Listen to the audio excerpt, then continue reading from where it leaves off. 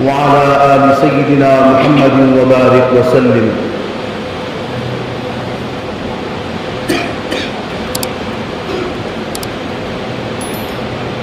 اس وقت ملک میں 75ویں آزادی کا جشن منایا جا رہا ہے، اور یقیناً ہونا بھی چاہیے، چونکہ یہ ملک ہمارا ہے اور جان سے پیارا ہے.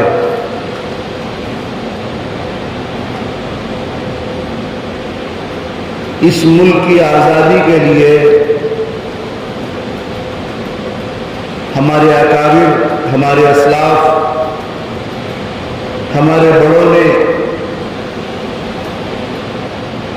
اور ہمارے مسلمان بھائیوں نے، ساتھ ساتھ برادران وطن نے بھی بڑی قربانیاں پیش کی ہیں. ان کی قربانیاں، ان کی جد و جہدیں اپنے آپ کو بھارت کی اس دھرتی کے لیے فنا کر دینا آج ہمارے لیے اس ملک میں اطمینان اور سکون کا باعث بنا ہوا ہے.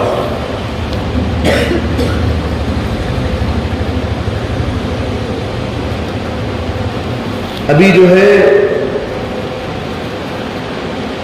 یہ اگست کا مہینہ ہے. 15 اگست اور 26 جنوری ہمارے ملک میں یہ دو تاریخیں بڑی اہمیت کی حامل ہیں. 15 اگست سن 1947 کو ہمارا ملک آزاد ہوا، اور 26 جنوری کو ہمارے ملک کا دستور بنا. 26 جنوری کو یوم جمہوریہ کے طور پر پورے ملک میں منایا جاتا ہے. ایسے ہی 15 اگست کو یوم آزادی کے نام پر منایا جاتا ہے. ہر سال 15 اگست یوم آزادی ہندو، مسلمان، سکھ، عیسائی، دیگر قومیں اس ملک میں مناتی ہے، لیکن اس تاریخ کے پیچھے ایک بہت بڑا پس منظر ہے. اور آزادی کی یہ تاریخ ایسی محیر العقول ہے کہ عقل کو حیرت میں ڈال دیتی ہے کہ ہمارے بڑے جو بوریا نشین تھے، تخت نشین نہیں تھے، ہمارے بڑے جو فقیروں کی زندگی گزارتے تھے، شاہانہ زندگی نہیں تھی، ہمارے وہ بڑے ایک وقت کھا لیا تو دوسرے وقت کا کوئی انتظام ان کے پاس نہیں تھا. لیکن ہمارے ان بڑوں نے انگریزوں کو یہ کہنے پر مجبور کر دیا. ایک انگریز نے یوں کہا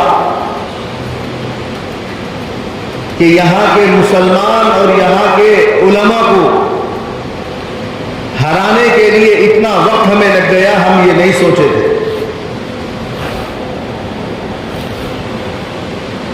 یہ ملک کی آزادی اور جد و جہد کا نتیجہ ہے. اس لیے کہ اسلام میں غلامی جائز نہیں ہے.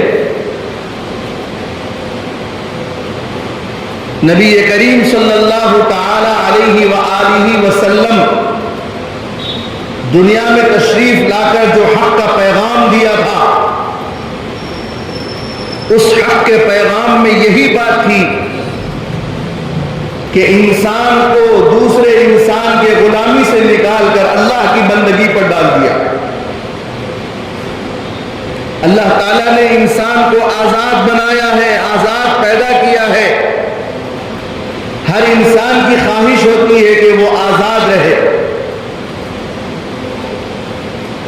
آقائے دو جہاں سیدنا محمد رسول اللہ صلی اللہ تعالی علیہ وآلہ وسلم نے فرمایا تھا کہ لا الہ الا اللہ پڑھ لو کامیاب ہو جاؤ گے. سارے انسانوں کا ایشور، سارے انسانوں کا اللہ، سارے انسانوں کا رحمان، سارے انسانوں کو پیدا کرنے والا، وہ دھرتی کا مالک، وہ عرش کا مالک، وہ آسمانوں کا مالک، وہ سمندروں کا اور اس کے اندر رہنے والی مخلوق کا مالک، وہ ایک اللہ ہے، وہ ایک ایشور ہے، وہ ایک بھگوان ہے جس کا کلمہ لا الہ الا اللہ محمد رسول اللہ ہے. فرمایا کہ پڑھ لو، اللہ کی بندگی پہ آ جاؤ اور انسان کی غلامی سے نکل جائے. یہ نعرہ اسلام کا تھا. ظاہر بات ہے کہ کوئی مسلمان اس بات کو برداشت نہیں کر سکتا کہ وہ ایک غلامی کی زندگی گزارے. اس لیے جب ہمارے ملک بھارت پر، ہندوستان پر 16ویں عیسوی میں انگریز ایسٹ انڈیا کمپنی قابض ہوئی، کاروبار کے بہانے سے یہاں پر آئے. اس وقت کاروبار کے بہانے سے آئے، بزنس کے بہانے سے آئے، لیکن ان کا منصوبہ اتنا منصوبہ بند تھا، اتنا منظم تھا کہ وہ آہستہ آہستہ ملک کو اپنے کنٹرول میں لینا شروع کر دیا اور چھوٹے علاقوں پر قبضہ کرنا شروع کر دیا. اس کے اندر 100 سال گزر گئے، مختلف جھڑپیں ہوتی رہی، لیکن ایک بندہ نواب سراج الدولہ جن کے نانا علی وردی خان تھے، انہوں نے محسوس کیا کہ اب آہستہ آہستہ ہمارا یہ ملک انگریزوں کے حوالے ہو رہا ہے. چنانچہ انہوں نے سب سے پہلے انگریزوں کے خلاف جہاد کیا، آزادی کا بگل بجایا. سن 1757 عیسوی میں اور بنگال کا وہ ایریا تھا جہاں پر انگریز تھے، انہوں نے شکست دی اور انگریزوں کو اس علاقے سے بھگایا وہاں سے. لیکن پھر انگریز اور آگے بڑھتے گئے. ایسے میں علی وردی خان کا انتقال ہو گیا. ان کے نواسے نواب سراج الدولہ وہاں کے حاکم بنے اور انہوں نے بھی انگریزوں کے خلاف جنگ کرتے رہے. لیکن یہ بھی ایک ہماری تاریخ ہے، المیہ ہے، افسوس ہے کہ نواب سراج الدولہ کی جماعت میں ایک ایسا باغی پیدا ہو گیا جو انگریزوں کے ساتھ اپنے آپ کو ملایا، انگریزوں کے ہاتھ بک گیا. میر جعفر علی ادھر نواب سراج الدولہ کے ساتھ یہاں کی پوری خبریں ادھر پہنچاتا رہا. ایک وقت آیا کہ نواب سراج الدولہ کو انگریزوں نے ان کے ہیڈ کوارٹر مرشد آباد میں وہاں پر جنگ ہوئی. آخرکار نواب سراج الدولہ بھی جام شہادت نوش کر گیا. پھر یہ سلسلہ چلتا رہا. 1782 1783 1784 یہ وقفے سے اللہ تعالیٰ نے دو عظیم ہستیوں کو پھر اٹھایا. ایک نواب حیدر علی خان اور ایک ٹیپو سلطان شہید رحمت اللہ علیہ. نواب حیدر علی خان وہ عظیم شخصیت تھی جنہوں نے انگریزوں کے خلاف خوب لڑائی لڑی. پھر ایک وقت آیا کہ وہ بھی جام شہادت نوش کیے. سلسلہ چلتا رہا اور ہر وقت انگریزوں کو شکست ہوتی رہی. 1782, 83, 84 یہ تینوں سال وہ لوگ ہارتے گئے. انگریزوں کو جو ہے بڑا وہ تھا اندر سے کہ ہم ٹیپو سلطان اور ان کے والد کے ہاتھ جو ہے ہمیشہ جنگ ہارتے گئے ہیں. انتقام کا جذبہ ان کے اندر جاگا. پھر 1784 سے 1792 تک کچھ نہیں ہوا اور پھر 1792 میں لڑائی شروع ہوئی اور پھر جو ہے انتقام جاگا ان کے اندر.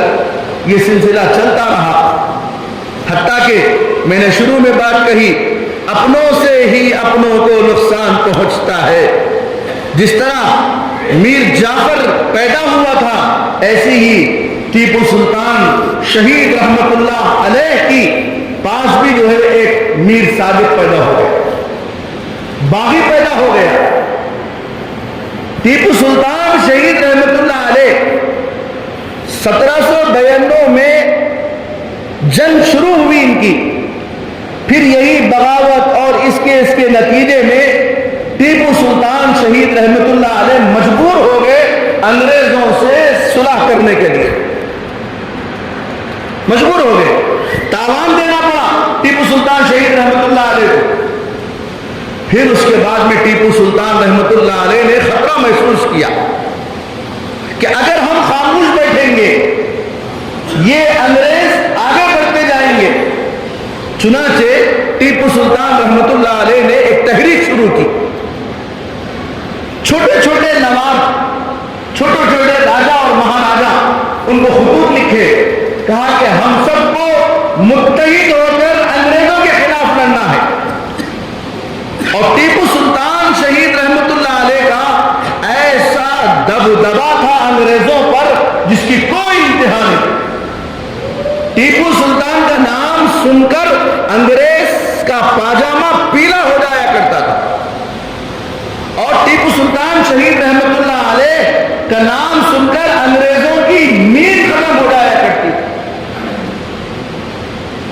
وہ ایک ایسا جیالہ مرد مجاہد جس کا ایک قول مشہور ہے کہ 100 سالہ گیدڑ کی زندگی سے بہتر 1 سالہ شیر کی زندگی اچھی, ایک دن کی شیر کی زندگی اچھی, ایک دن کی شیر کی زندگی اچھی.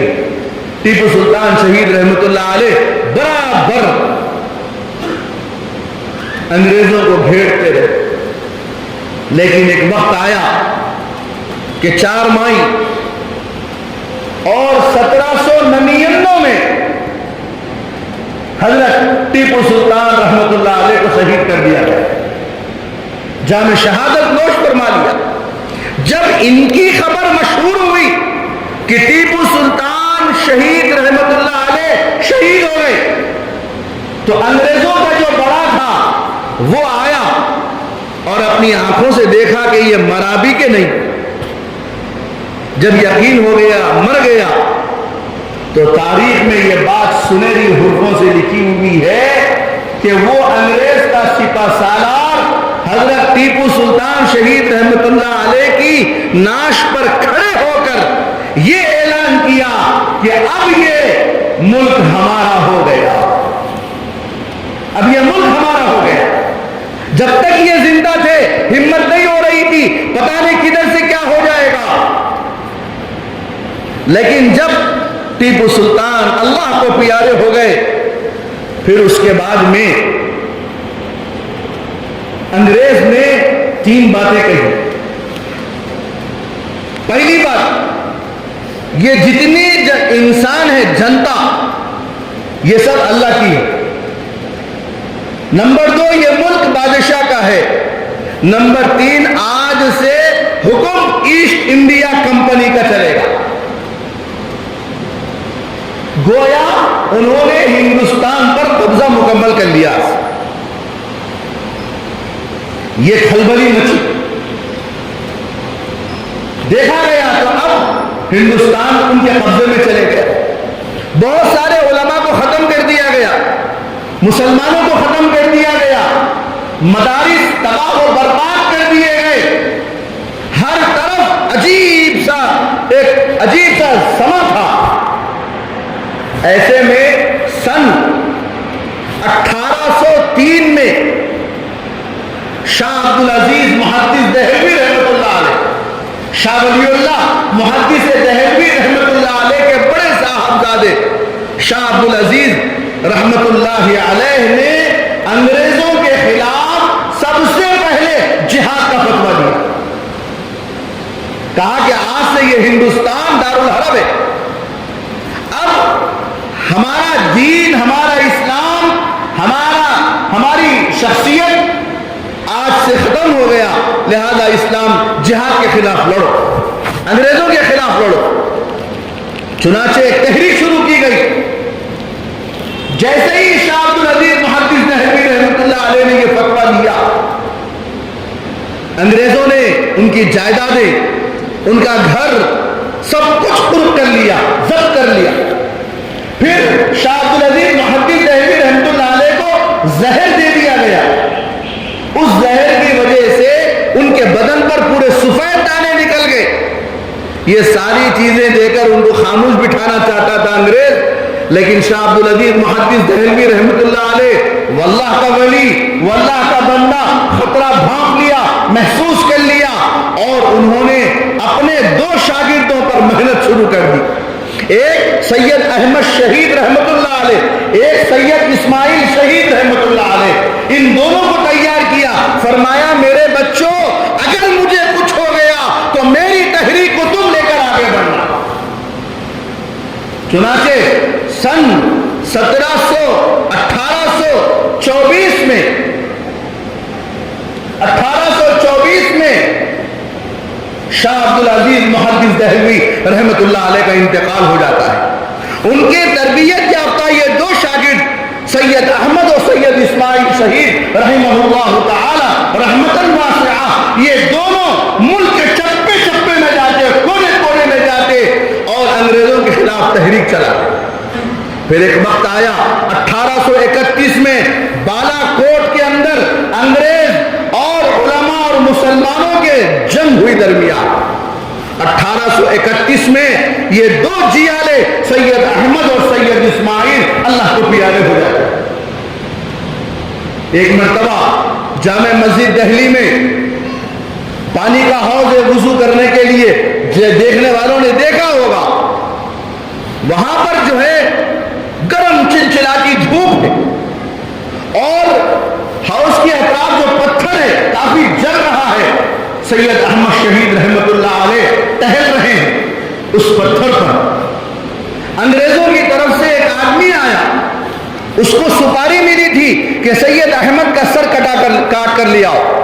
وہ آیا، اسے معلوم تھا یہ دلی کی جامع مسجد میں رہتے ہیں. اس نے آ کر خود ان سے پوچھا کہ سید احمد شہید کہاں ہے بتاؤ. تو مولانا نے فرمایا کہ کیا کام ہے آپ کو؟ اس نے کہا ایک راز ہے.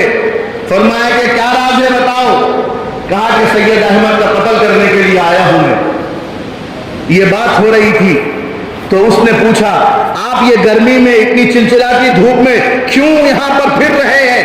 تو سید احمد شہید رحمۃ اللہ علیہ نے جواب دیا کہ اگر انگریزوں سے جنگ کی نوبت آ جائے تو میدان جنگ میں تاکہ میں چلنے اور پھرنے والا رہوں، اس لیے یہ پریکٹس کر رہا ہوں. اس کے ہاتھ سے تلوار چھوٹ گئی. کہا کہ سید احمد آپ کو ختم کرنے کے لیے میں آیا تھا، مگر ایسا جیالا اس کو کوئی نہیں مار سکتا سوائے اللہ. یہ تھے ہمارے اکابر، یہ تھے ہمارے اسلاف جو ہمارے اپنے ملک کے لیے قربانیاں دی اور اپنی جان کے نذرانے پیش کر کے داغ مزارات اختیار کر کے اللہ کو پیارے ہو. پھر یہ سلسلہ چلتا رہا. 1857 کا مسئلہ آیا. اس وقت بھی کئی علماء شہید ہو گئے، کئی مسلمان شہید ہو گئے، بہت سارے مسلمان شہید ہو گئے. اس وقت نے انگریز نے یہ محسوس کیا کہ اگر یہ مسلمانوں کو اپنی طرف راغب کرنا ہے تو کیا کرنا، اپنی طرف راغب کرنا ہے تو کیا کرنا. انہوں نے ایک چال چلی. وہ مسلمان جو اللہ کے راستے میں شہید ہو گئے، ان کے یتیم بچے بچیاں بیوائیں تھیں، انگریز ان کے پاس اولاد کو ہمارے حوالے کرو، ہم ان کو لکھائیں گے، پڑھائیں گے اور ان کو بڑے بڑے آفیسر بنا کر سرکاری نوکریاں ہم ان کے حوالے کریں گے۔ اللہ علماء کی بصیرت پر قربان جاؤں، شیخ حجت الاسلام مولانا قاسم نانوتوی رحمت اللہ علیہ اور ان کے معاصرین بڑے بڑے اکابر علماء اکرام، انہوں نے محسوس کیا خطرہ یہ محسوس کیا اگر یہ انگریزوں کے حوالے ہو گئے، ہماری قوم کے بچے اور ہماری قوم پر ان کی محنت ہوتی رہے گی تو ایسا ہو جائے گا کہ اسلام ان کے ذہنوں سے نکل جائے گا اور یہ بچے انگریزوں کے وفادار بن جائیں گے۔ چنانچہ یہ سب نے مل کر سر جوڑا کہ ہم لوگوں کو بھی اب مدرسے کی بنیاد ڈالنا۔ چنانچہ دارالعلوم دیوبند کا قیام عمل میں آیا، 1866 میں دارالعلوم دیوبند کا وجود ہوا اور سب نے مل کر کہا اے مسلمانوں کی اولادوں، اے مسلمانوں کی بیواؤں، تم اپنے بچوں کو ہمارے حوالے کرو۔ انگریز کہتا ہے کہ وہ بچوں کو لکھائیں گے، پڑھائیں گے، ان کو پالیں گے، پوسیں گے، آؤ ہم بھی تمہارے بچوں کو پڑھائیں گے، لکھائیں گے، کھلائیں گے، کپڑا دیں گے، تم اپنے بچوں کو ہمارے حوالے کرو تاکہ ان کے اندر سے اسلام نہ نکل جائے۔ چنانچہ مسلمانوں نے ان کے بچوں کو حوالے کیا۔ انگریز کے پاس پیسہ ہے اور مسلمانوں کے پاس کچھ نہیں اور یہ اکابرین کے پاس کچھ بھی نہیں ہے، صرف اور صرف توکل علی اللہ بنیاد ڈالی۔ دارالعلوم دیوبند کا قیام 1866 میں آیا، آج پونے 200 سال ہو گئے، الحمدللہ دارالعلوم دیوبند آج بھی چل رہا ہے۔ اور دارالعلوم دیوبند میں پہلا ایک استاد ملا محمود اور طالب علم محمود الحسن دارالعلوم دیوبند شروع ہو گیا اور ہزاروں مدارس پورے ملک کے اندر کھول دیے گئے تاکہ دین اسلام کا تحفظ ہو سکے۔ دیکھیے آپ علماء اکرام، ایسے میں ملک غلام بن گیا، ملک کو آزادی بھی دلانے کی کوشش میں ہے اور دوسری طرف یہی علماء اپنے ملک میں اسلام کے تحفظ کے لیے بھی قربان پیش جانے دے رہے ہیں، محنتیں کر رہے ہیں۔ ادھر مدارس کا جال بچھلایا، ادھر یہ کام کیا اور پھر اس کے بعد میں دارالعلوم دیوبند کا وہ ثبوت تیار ہوا شیخ الہند مولانا محمود حسن دیوبندی رحمت اللہ علیہ کے نام سے۔ وہ اٹھے اور تحریک بڑھتی گئی۔ شیخ الہند مولانا محمود حسن دیوبندی نور اللہ مرقدہ، وہ ایسا مرد مجاہد تھا، وہ ایسا مرد قلندر تھا۔ انگریزوں کا ایک سپہ سالار نے کہا کہ ٹیپو سلطان کے بعد سب سے زیادہ دشمن انگریزوں کا وہ شیخ الہند مولانا محمود حسن دیوبندی ہے۔ ایک انگریز نے کہا کہ شیخ الہند مولانا محمود حسن دیوبندی کو مار دو، اس کی لاش کو جلا دو اور اس کی راکھ کے اندر سے بھی انگریزوں کے خلاف نفرت کی بو آئے گی، وہ اتنا انگریزوں کے خلاف۔ شیخ الہند مولانا محمود حسن دیوبندی رحمت اللہ علیہ نے ریشمی رومال کی تحریک چلائی۔ ریشمی رومال کیا ہے؟ ریشمی رومال پر خطوط لکھے گئے، پیغامات لکھے گئے، رومال آدمی کے ہاتھ میں ہے۔ انگریز جگہ جگہ جانچ کر رہا ہے کیا ہو رہا ہے، کیا سامان لے کر جا رہا ہے۔ ہمارے علماء دیوبند نے، ہمارے علماء نے ایک رومال پر پورے خطوط لکھ دیے، پیغامات لکھ دیے، وہ رومال ان کو اڑایا گیا، وہ رومال ان کو اڑایا گیا، وہ رومال ان کو اڑایا گیا اور اس طریقے سے پورے ملک میں ریشمی رومال کی تحریک چلی۔ شیخ الہند مولانا محمود حسن دیوبندی رضی اللہ عنہ نے دیکھا کہ باہر سے بھی کچھ مدد لی جائے، اندر کی طاقت بس نہیں ہو رہی ہے، تو پھر انہوں نے مکہ المکرمہ کے، اس وقت یہ سعودی گورنمنٹ نہیں تھی، وہاں پر ترکی گورنمنٹ تھی اور شریف مکہ ایک تھا سلطنت عثمانیہ کا ایک گورنر مولانا شیخ الہند محمود حسن صاحب نے سوچا وہاں جا کر ہم آزادی سے اس کا کام کریں گے، لیکن اس شریف مکہ نے بھی ترکی حکومت سے بغاوت کی، انگریزوں کا ساتھ دیا اور شیخ الہند مولانا محمود حسن مدنی کو، شیخ الہند مولانا محمود حسن دیوبندی کو مدینہ منورہ میں گرفتار کر کے انگریزوں کے حوالے کر دیا. پھر مولانا کو کالے پانی کے جیل میں رکھا گیا, اسیر مالٹا میں رکھا گیا, لیکن وہ اللہ کا بندہ خاموش نہیں ہوا. ان کے ساتھ ان کے 4 شاگرد بھی تھے, جس میں شیخ الاسلام مولانا سید حسین احمد مدنی نور اللہ مرقدہ بھی تھے. اور پھر اس کے بعد میں 3 سال 7 مہینے کی سزا کاٹنے کے بعد میں عام معافی کا اعلان ہوا. شیخ الہند مولانا محمود حسن دیوبندی جب کالے پانی کے جیل سے بمبئی پر پہنچے تو اس زمانے میں ایک نواب صاحب کی حکومت تھی, ان کے ایک بہاولپور, آج وہ پاکستان کا حصہ ہے لیکن اس زمانے میں ملک تقسیم نہیں ہوا تھا, بہاولپور کے چیف سیکریٹری تھے سر رحیم بخش, انگریز کی پٹو تھے. وہ جو ہے وہاں پر آگے جہاز کے پاس, پانی کے جہاز کے پاس, اندر جانے کی کسی کو اجازت نہیں, لیکن یہ گورنمنٹ کے ذمہ دار تھے. یہ گئے شیخ الہند کے پاس, بوڑھا آدمی, کمزور ہو گئے آدمی. شیخ الہند سے جا کر کہنے لگے, حضرت اب آپ بوڑھے ہو گئے, آپ کے شاگرد جی آپ کے پیاسے دیوبند میں یکو تنہا ہو گئے ہیں, آپ یہ آخری ایام میں ان کی پیاس بجھاتے رہے اور انگریزوں کے خلاف تحریک بند کر دے. شیخ الہند نے پوچھا, آپ کی بات ختم ہو گئی؟ کہا میری بات ختم ہو گئی. شیخ الہند مولانا محمود حسن دیوبندی رحمت اللہ علیہ نے ایک زبردست بات کہی, فرمایا تم کیا سمجھتے ہو, یاد رکھو میں بوڑھا ضرور ہو گیا, میں اپنے شاگردوں سے کہوں گا کہ میں چلنے کے لائق نہیں رہا, مجھے پلنگ پر لٹا کر اے شاگردوں مجھے کندھوں پر لے کر چلو تاکہ میں انگریزوں کے خلاف لڑتا رہوں. یہ لڑائی کبھی بند نہیں ہوگی, میں ایک جگہ نہیں بیٹھوں گا, میں اپنے ملک کو آزاد کرا کے دم دوں گا. پھر حضرت کا انتقال ہو گیا. پھر 1929 میں جمعیت العلماء ہند کا قیام عمل میں آیا اور شیخ الہند مولانا محمود حسن دیوبندی, مولانا حسین احمد مدنی, مفتی کفایت اللہ, مولانا ابوالکلام آزاد اور مولانا ابوالمحاسن سجاد اور سعید احمد دہلوی اور مجاہد ملت مولانا حفظ الرحمان سیوہاری, بڑے بڑے اکابرین پیدا ہو گئے اور انگریزوں کے خلاف جہاد کرتے رہے. ایک وقت ایسا آیا کہ ایک تحریک سوچی گئی, کیا تحریک کی جائے؟ ترک موالات, انگریزوں کی بنائی ہوئی چیزوں کو استعمال نہیں کریں گے. مولانا حسین احمد مدنی رحمت اللہ علیہ نے فتویٰ دیا کہ ایسٹ انڈیا کمپنی کی بنائی ہوئی چیزوں کو خریدنا, بیچنا, استعمال کرنا حرام ہے. فتویٰ دے دیا.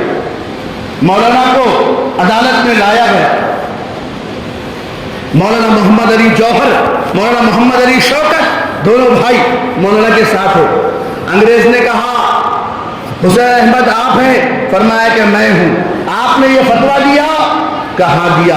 تو یہ دونوں بھائیوں نے کہا کہ حضرت پتہ نہیں کیا کریں گے آپ کے ساتھ, آپ خاموشی کے ساتھ کوئی بات بنا دیجئے, ابھی ملک کو آپ کی ضرورت ہے. مولانا حسین احمد مدنی رحمت اللہ علیہ نے جج سے کہا کہ ہاں میں نے فتویٰ دیا اور اب آپ کے سامنے فتویٰ دیتا ہوں اور جب تک زندہ رہوں گا فتویٰ دیتا رہوں گا. تو جج نے پوچھا کہ حسین احمد جانتے ہیں آپ اس کی سزا کیا ہو سکتی ہے؟ تو حضرت حسین احمد مدنی رحمت اللہ علیہ نے فرمایا کہ ہاں جانتا ہوں, اسی لیے تو میں نے اپنے ملک میں بنا ہوا کپڑے کا کفن اپنے سر سے باندھ کر لایا ہوں تاکہ مجھے سولی پر لٹکا دیا جائے تو میں انگریزوں کے کفن کا محتاج نہ رہوں. یہ ہمارے ملک کے لیے قربانیاں دی گئی. اجی جناب, کانگریس کا وجود تو 1866 کے بعد آیا. موتی لال دوڑا, جواہر لال نہرو اور یہ جتنے لوگ ہیں یہ سب بعد کے ہیں. سن 1757 سے جنگ لڑتے گئے مسلمان. جی یہ ملک مسلمانوں کے بغیر آزاد نہیں ہوا, لیکن ایک وقت آیا جب شیخ الہند نے سوچا کہ اب ہم اکیلے نہیں لڑیں گے بلکہ ہمارے ساتھ اپنی دوسری قوموں کو ملائیں گے. ان کو شعور دلایا. گاندھی جو ساؤتھ افریقہ میں کالوں کی وکالت کر رہے تھے ان کو پکڑ کر لایا گیا. گاندھی جی آپ آئیے ہمارے ملک میں, آپ کی ضرورت کیا ہے؟ جمعیت العلماء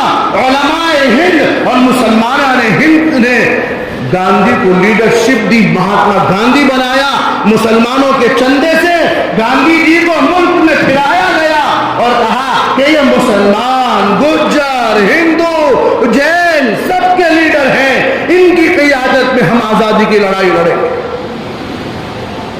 پھر اس کے بعد میں سن 1947 کا ہمارا ملک آزاد ہوا۔ یہ ہماری تاریخ ہے مسلمانوں کی، اور الحمدللہ بڑی کامیاب تاریخ ہے۔ ہندوستان میں آزادی کا تصور دینے والے مسلمان ہیں۔ اللہ کا فضل ہے، اللہ کا کرم ہے، ہمارا ملک آزاد ہوا۔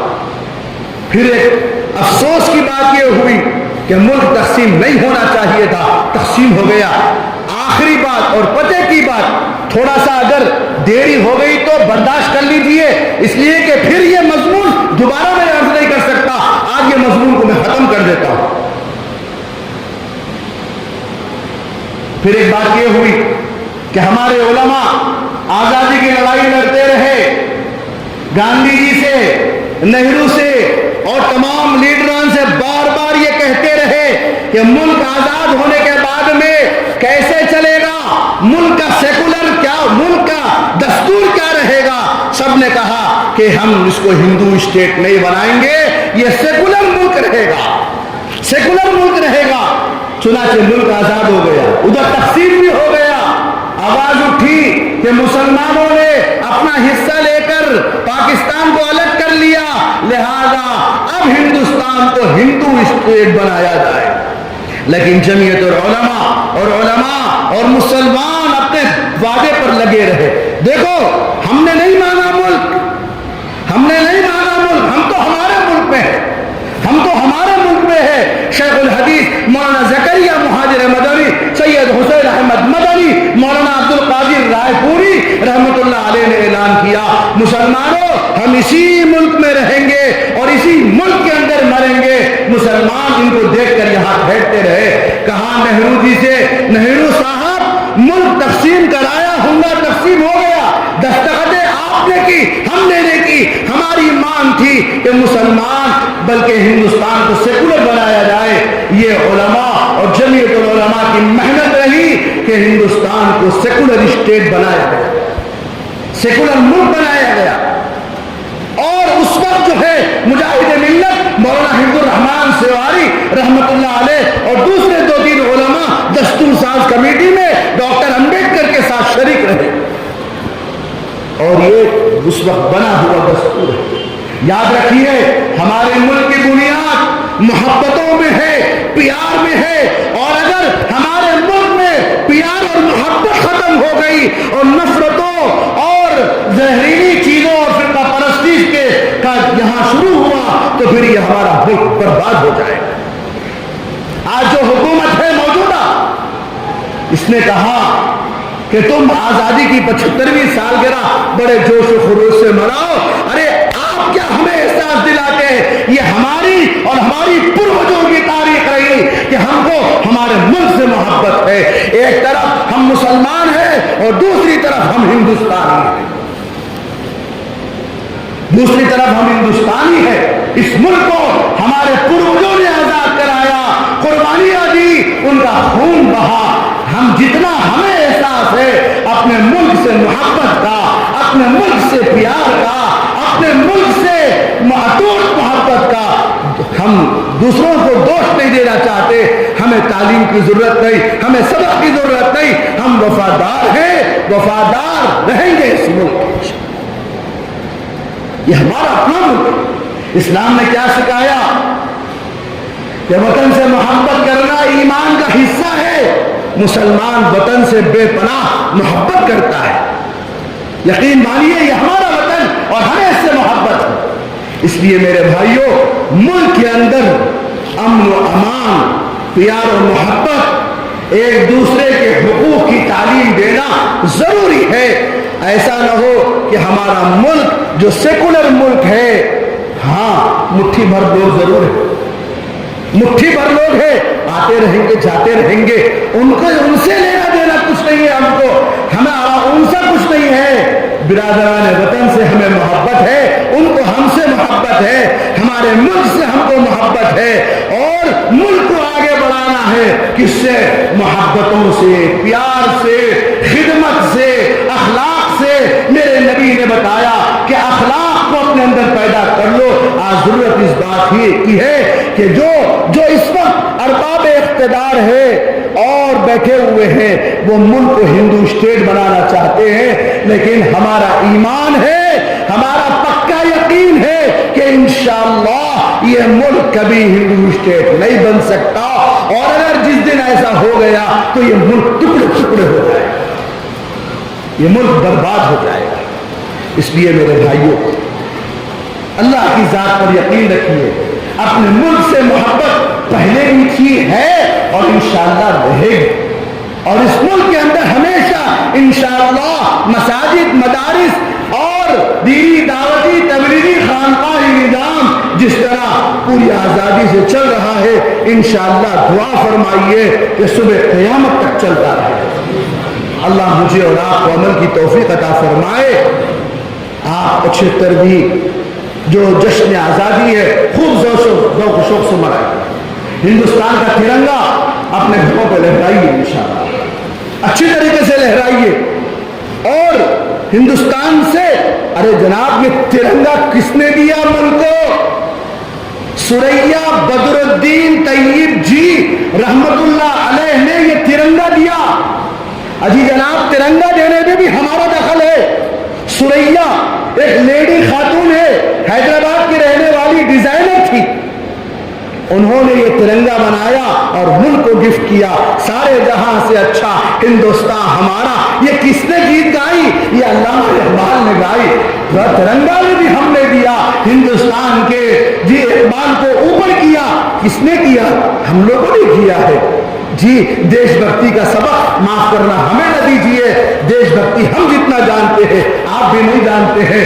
یہ موضوع اتنا منفرد اور اتنا حساس ہے کہ باتیں اور بھی ہیں، لیکن وقت تک دامنی کا شکوہ کر رہا ہے، اس لیے میں اپنی باتوں کو یہیں پر ختم کرتا ہوں۔ اگر آپ میں سے کسی کو یہ شوق ہے، ذوق ہے، اپنی ملک کی تاریخ معلوم کرنے کا، بندہ حاضر ہے، پھر آپ رہیں گے، پھر میں رہوں گا انشاءاللہ۔ اللہ کی مدد سے یہ تاریخ پوری پڑی جائے گی۔ وآخر دعوانا الحمدللہ رب العالمین۔